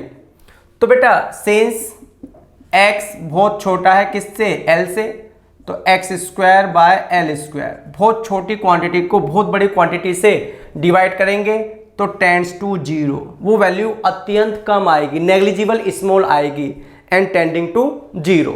तो फिर क्या बचा बेटा, अब बचा F equal Q lambda x by pi epsilon not L square. तो बेटा हमने ये देखा कि यहां पर अब ये सब चीजें क्या है बेटा, ये सब चीजें तो हैं कांस्टेंट, ये सब चीजें क्या हैं कांस्टेंट। अब हम देख रहे हैं कि फोर्स x के डायरेक्टली प्रोपोर्शनल है और उसके क्या है बेटा डायरेक्शन ऑफ डिस्प्लेसमेंट के क्या है, फोर्स की डायरेक्शन अपोजिट बेटा, डिस्प्लेसमेंट की डायरेक्शन टुवर्ड्स राइट है और फोर्स की डायरेक्शन क्या है टुवर्ड्स लेफ्ट है। तो एक तो फोर्स डिस्प्लेसमेंट के क्या हो गया अपोजिट हो गया, और एक फोर्स डिस्प्लेसमेंट के क्या हो गया डायरेक्टली प्रोपोर्शनल हो गया। क्या कंडीशन थी बेटा, वो कंडीशन थी F इक्वल माइनस के x. This is the condition of SHM, this is the condition of SHM। ठीक है बेटा, तो हम यहां पे देख रहे हैं कि फोर्स डिस्प्लेसमेंट के डायरेक्टली भी प्रोपोर्शनल है और फोर्स, नेट फोर्स की जो डायरेक्शन है वो डिस्प्लेसमेंट के क्या है बेटा, अपोजिट भी है, तो फोर्स डायरेक्टली भी प्रोपोर्शनल होगा और फोर्स उसके क्या होगा बेटा, अपोजिट भी होगा। ये नेगेटिव साइन क्या इंडिकेट करता है कि फोर्स की डायरेक्शन डिस्प्लेसमेंट के क्या है, अपोजिट है। तो इससे पता चला कि positive charge Q execute simple harmonic motion. अभी सॉल्यूशन का कुछ पता नहीं चला, बस ये पता चला कि if the positive charge is given a displacement along x axis towards right या towards left, it will execute simple harmonic motion about its mean position. ये अपनी मीन पोजिशन के अबाउट में सिंपल हार्मोनिक मोशन क्या करेगा, execute करेगा। यहां तक बात समझ में आ गई बेटा। अब आगे देखो,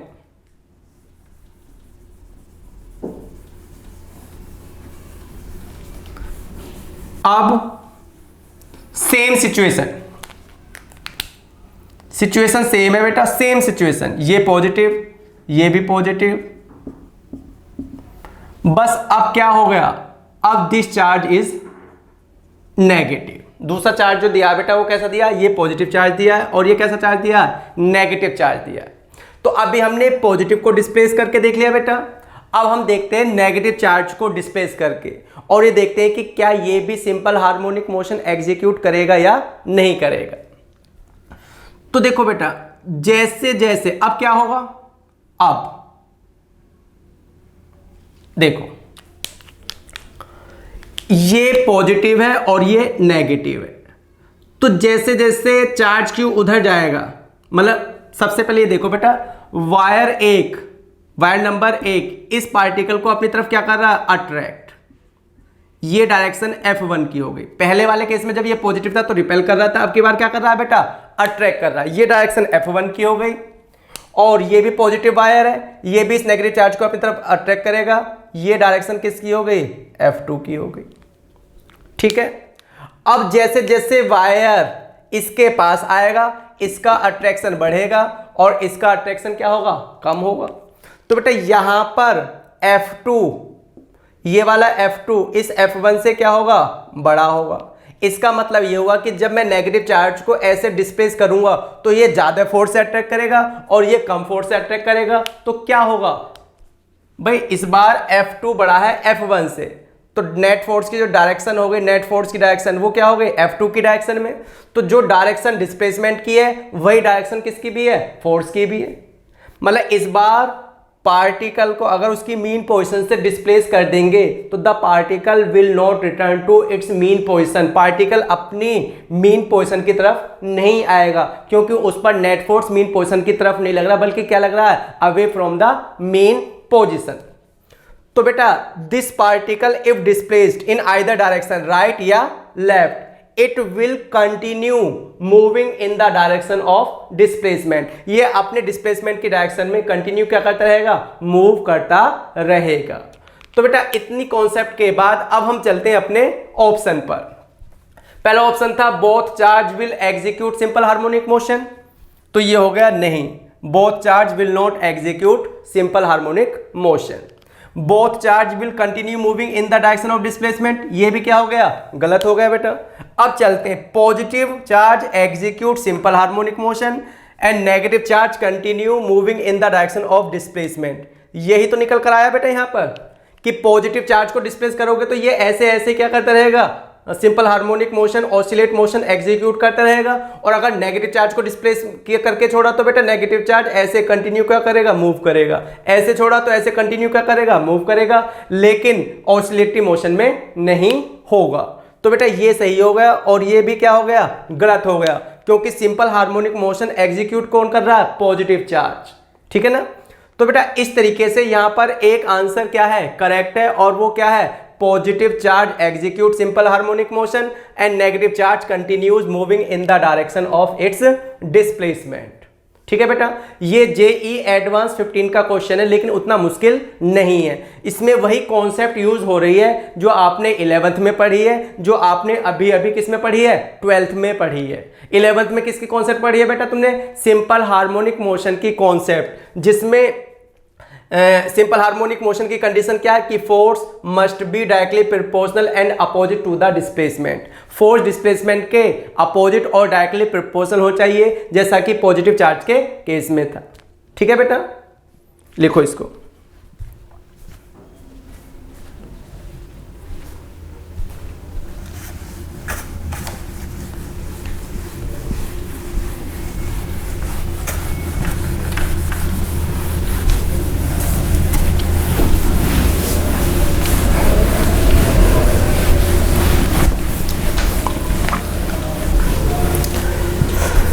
देखो बेटा, अगर आपको कोई कॉन्सेप्ट या कोई न्यूमेरिकल समझ में नहीं आता है, वैसे तो मैं अपनी पूरी कोशिश करता हूं कि आपको पूरी कॉन्सेप्ट समझ में आ जाए, हर न्यूमेरिकल तुम्हें समझ में आ जाए, लेकिन फिर भी अगर कोई क्वेश्चन या कोई न्यूमेरिकल या कोई कॉन्सेप्ट समझ में नहीं आती है तो आप पर्सनली मुझसे पूछ सकते हो। ठीक है ना बेटा?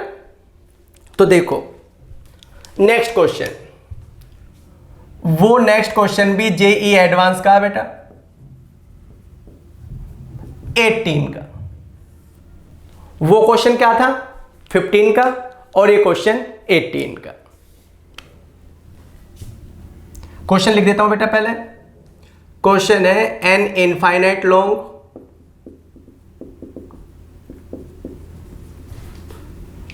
Long straight non-conducting wire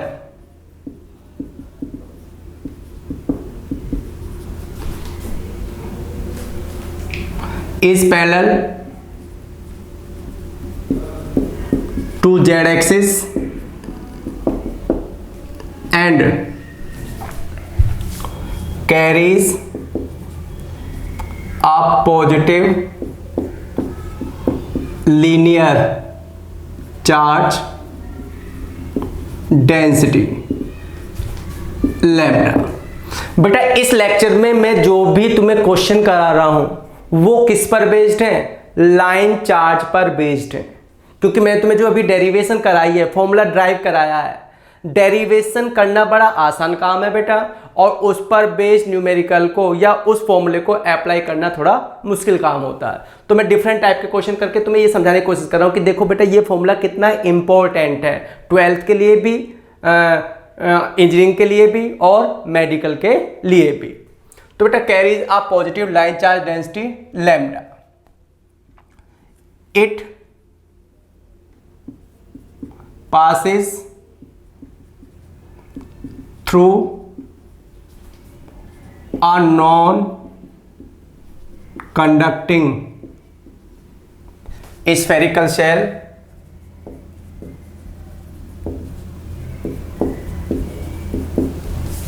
it passes through a non-conducting spherical shell of radius r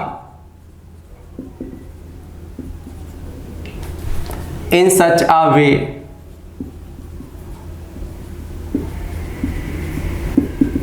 that arc PQ, अभी डायग्राम बनाऊंगा बेटा, arc PQ subtends angle of 120 degree at center of shell।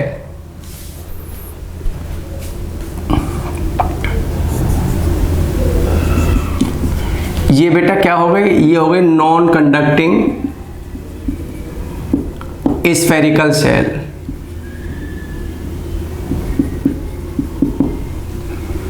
ये हो गया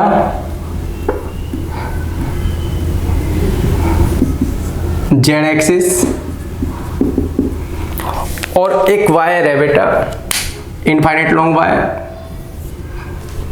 ये रहा इनफाइनाइट लेंथ का, carrying positive charge, linear charge density कितनी? लैम्डा। यहाँ पे कट करता है, इसको नाम दिया गया है P, इसको नाम दिया गया है Q, तो ये आर्क हो गया PQ। अब ये आर्क PQ इसके सेंटर पर 120 डिग्री एंगल बनाता है, ऐसा क्वेश्चन में दिखाया गया है। ये R हो गई रेडियस। ठीक है बेटा। अब फिर वही विच स्टेटमेंट इज या are true, which statement is या आर ट्रू, मतलब एक या एक से ज्यादा स्टेटमेंट भी ट्रू हो सकते हैं। पहला, electric flux through shell is √3r lambda by epsilon naught. The z component of electric field is 0 at all points of cell. तीसरा, electric flux through shell is √2r lambda by epsilon naught. और चौथा, electric field is normal to the surface at all points of cell. देखो बेटा, बहुत time बिगड़ जाता है question लिखने में, लेकिन फिर बात वही आती है बेटा कि जब तक आप अच्छे तरीके से क्वेश्चन नहीं पढ़ोगे तो उस क्वेश्चन के सॉल्यूशन का क्या मतलब है, क्या समझ में आएगा तुम्हारे। अगर मैं क्वेश्चन ना लिख के बेटा क्या बता दूं कि बेटा एक क्वेश्चन आया था एडवांस में, उसका सॉल्यूशन ये है, तो आपको ये पता ही नहीं चल पाया कि क्वेश्चन की लैंग्वेज क्या थी, किस तरीके का क्वेश्चन था। तो पहले बेटा सॉल्यूशन से पहले क्या चीज जरूरी होती है, क्वेश्चन। हमें क्वेश्चन को अच्छे तरीके से पढ़ना है, बिना क्वेश्चन पढ़े बिना क्वेश्चन लिखे हम कर ही नहीं सकते, ठीक है ना। अब देखो बेटा, ये इतना क्वेश्चन में गिवन था, ये सब कुछ, ये डायग्राम वगैरह सब क्या है, गिवन है। अब हमें कुछ क्वेश्चंस के क्या देने, जवाब देने। तो देखो बेटा, क्वेश्चन से पढ़ने में ही डिफिकल्ट सा है, वैसे क्या है, आसान। ये इसका सॉल्यूशन करने वाले हैं बेटा। देखो बेटा, वायर की कुछ लेंथ, यहां से यहां तक की ये जो लेंथ है, बस यही वो लेंथ है which is inside the cell. बेटा वायर तो वैसे तो इनफाइनाइट लेंथ का, वायर वैसे तो कितनी लेंथ का है, इनफाइनाइट लेंथ का है, लेकिन उस इनफाइनाइट लेंथ में से कितनी length is inside the cell, कितनी लेंथ, PQ लेंथ। तो सबसे पहले बेटा हमें क्या करना है, देखो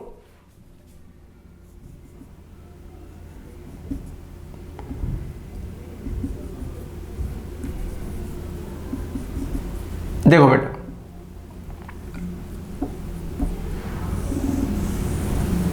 ये P, ये Q,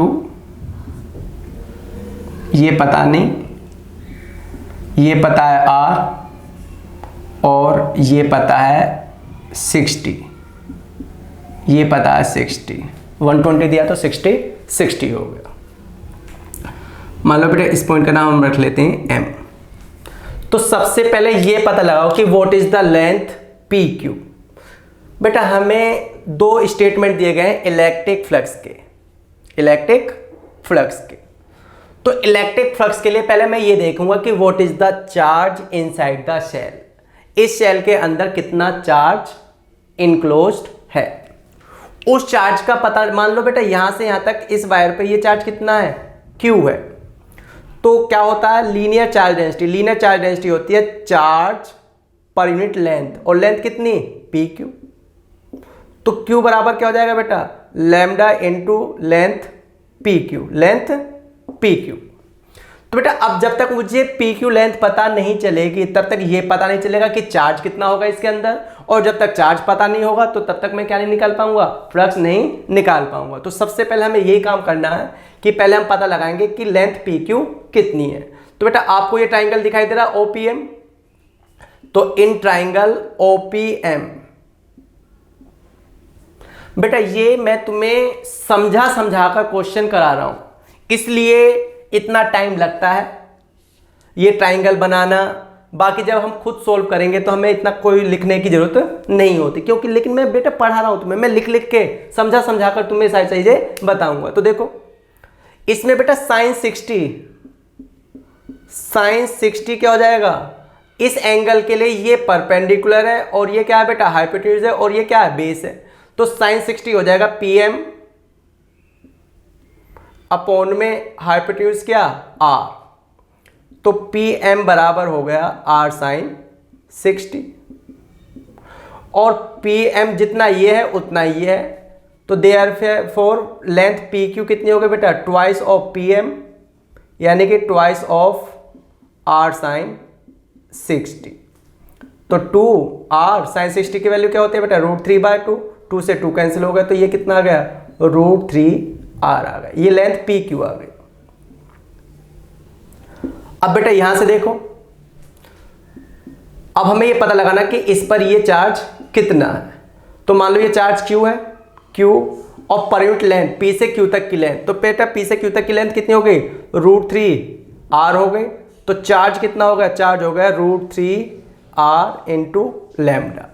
अब by Gauss law electric flux through a close surface क्या होता है बेटा Q/ε0, तो ये हो गया चार्ज की जगह हमने रख दिया √3r लैम्डा बाय क्या ε0, ये फ्लक्स होगा बेटा। तो हमें फ्लक्स की दो वैल्यू दी है, एक दी है √3r लैम्डा बाय ε0, एक दी है √2r लैम्डा बाय ε0। तो इससे हमें पता चला बेटा कि ये ऑप्शन तो क्या हो गया गलत हो गया और ये ऑप्शन क्या हो गया सही हो गया, ठीक है ना। मतलब इलेक्ट्रिक फ्लक्स की ये वैल्यू होगी या तो ये वैल्यू होगी। तो हमने जब सोल्व किया तो बेटा हमें पता चला कि electric flux through the cell कितना √3r लैम्डा बाय ε0 है, ठीक है ना। अब बात आती है कि ये क्वेश्चन अभी क्यों कराया बेटा मैंने, क्योंकि इसमें कौन सी कॉन्सेप्ट यूज हो रही है बेटा लीनियर चार्ज डेंसिटी वाली, और मैंने अभी तुम्हें इसी लेक्चर में क्या पढ़ाया लीनियर चार्ज डेंसिटी पढ़ाया। अब हमारे पास बच्चे दो कंपोनेंट मतलब दो स्टेटमेंट और उसने कहा था इज या आर, मतलब एक या से ज्यादा भी स्टेटमेंट क्या हो सकते हैं करेक्ट हो सकते हैं, हमें दूसरे स्टेटमेंट को भी ध्यान से देखना चाहिए। देखो बेटा अभी मैं तुम्हें थोड़ी देर पहले डेरिवेशन कराई थी, समझाया था कि जब हम इस वायर से r डिस्टेंस दूर यहां किसी भी पॉइंट पर इलेक्ट्रिक फील्ड निकालते हैं तो इलेक्ट्रिक अगर ये पॉजिटिव है तो इलेक्ट्रिक फील्ड अवे होगा या नेगेटिव है तो टुवर्ड्स ऐसे होगा, अगर पॉजिटिव है तो अवे ऐसे होगा और नेगेटिव है तो टुवर्ड्स वायर ऐसे होगा। यानी कि बेटा इलेक्ट्रिक फील्ड जो होगा ऐसे या ऐसे वो इस वायर के क्या होगा परपेंडिकुलर होगा, यानी कि इसका परपेंडिकुलर कंपोनेंट तो कितना होगा E और पैरेलल कंपोनेंट होगा 0। मतलब बेटा वायर के पैरेलल ये वायर है, इस वायर के पैरेलल ऐसे इलेक्ट्रिक फील्ड कितना होगा बेटा 0 होगा, पैरेलल कंपोनेंट क्या होगा 0 होगा। तो यही बात समझते हैं बेटा। अब हमें एक कंपोनेंट दिया the Z component of electric field is 0 at all point. बेटा अगर मैं यहां पर तुम्हें जेड कंपोनेंट बताऊं यहां पे या यहां पे या यहां पे, तो जो भी इलेक्ट्रिक फील्ड होगा इस वायर के परपेंडिकुलर ऐसे होगा ऐसे होगा ऐसे होगा इधर होगा उधर होगा ऐसे होगा वैसे होगा 3D में। लेकिन जेड बेटा जेड डायरेक्शन तो वायर के क्या हो गए पैरेलल हो गई ना, शुरू में बताया गया था कि wire is parallel to the Z axis. तो बेटा जेड जो एक्सिस है जेड जो डायरेक्शन है वो वायर के क्या है पैरेलल है। और मैंने तुम्हें बताया समझाया अभी भी समझाया पहले भी समझाया कि बेटा जितना भी इलेक्ट्रिक फील्ड होता है इनफाइनाइट लॉन्ग वायर का जितना भी इलेक्ट्रिक फील्ड होता है वो वायर के क्या होता है परपेंडिकुलर होता है ऐसे अवे या टुवर्ड्स, लेकिन उसका जो पैरेलल कंपोनेंट होगा वो क्या होगा 0 होगा। तो बेटा यहाँ पे लिखा है कि Z component of electric field is 0 at all point of the cell. तो ये स्टेटमेंट क्या लिखा है बेटा बिल्कुल सही लिखा है, ठीक है ना, क्योंकि जो जेड डायरेक्शन है वो वायर के क्या है पैरेलल वाली डायरेक्शन है और पैरेलल कंपोनेंट क्या होता है 0 होता है, परपेंडिकुलर कंपोनेंट होता है जो भी होता है, ठीक है ना बेटा। अब बात करते हैं इस स्टेटमेंट की, electric field is normal to the surface. Normal to the wire नहीं बेटा, नॉर्मल टू द सरफेस अलग वर्ड है, और दो बातें हो रही ना, एक हो रहा नॉर्मल टू द वायर और यहां क्या बोला जा रहा है, नॉर्मल टू द सरफेस, ये अलग पॉइंट है। तो बेटा ये स्टेटमेंट भी गलत हो गया। अब बात आती है क्यों गलत हो गया। बेटा मैंने तुम्हें कुछ दिन पहले किसी क्लास में इलेक्ट्रिक फील्ड लाइंस पढ़ाई थी, वहां पर मैंने तुम्हें पढ़ाया था कि electric field is always normal to the surface of a conductor. Electric field हमेशा कंडक्टर की सरफेस के क्या होता है, नॉर्मल होता, कंडक्टर। बट इस शेल के बारे में यहां क्या लिखा हुआ है बेटा, इस शेल के बारे में यहां पे लिखा हुआ है नॉन कंडक्टिंग स्फेरिकल शेल। मतलब बेटा ये नॉन कंडक्टिंग स्फेरिकल शेल है, तो इसके हर पॉइंट पर electric field normal to the surface नहीं होगा। जबकि इस स्टेटमेंट में क्या बताया जा रहा है बेटा कि नॉर्मल है, नॉर्मल हो भी सकता है, नॉर्मल नहीं भी हो सकता है, लेकिन electric field is not always normal to the surface of cell. जो नहीं कि वो नॉन कंडक्टिंग सेल के कहां हो बेटा, नॉर्मल हो, नॉर्मल टू द सरफेस। समझ में आई ना बात। मतलब electric field is always normal to the surface of conductor की सरफेस के नॉर्मल होता है, लेकिन ये तो कंडक्टर है ही नहीं ना, ये तो नॉन कंडक्टर है, तो बेटा ऑलवेज परपेंडिकुलर नहीं होगा। तो यहां पर बेटा दो स्टेटमेंट सही हैं, और ये उस कैटेगरी का क्वेश्चन था जिसमें लिखा होता है multiple choice question with one और more than one correct answer. तो बेटा ये उस कैटेगरी का क्वेश्चन था जिसमें से दो स्टेटमेंट सही हैं, कभी कभी तीन भी होते हैं और कभी कभी चारों स्टेटमेंट भी सही होते हैं। तो बेटा मैं एक्सपेक्ट करता हूं कि आज का जो लीनियर चार्ज डिस्ट्रीब्यूशन था, लाइन चार्ज, ठीक है ना, इनफाइनाइट लॉन्ग लाइन चार्ज, उसका फॉर्मूला कैसे ड्राइव किया, यूजिंग गॉस लॉ, ठीक है ना, विदाउट यूजिंग गॉस लॉ भी कर सकते हैं, और उस पर आए हुए सीबीएसई में या एडवांस में आईआईटी में क्वेश्चन भी करे बेटा, और हमने देखा कि किस तरीके से उस फॉर्मूले का क्या होता है, यूज होता है। ये हो गया बेटा गॉस लॉ की पहली एप्लीकेशन। अब नेक्स्ट लेक्चर में मैं तुम्हें गॉस लॉ की दूसरी एप्लीकेशन पढ़ाऊंगा। तब तक के लिए बेटा जय हिंद, जय भारत।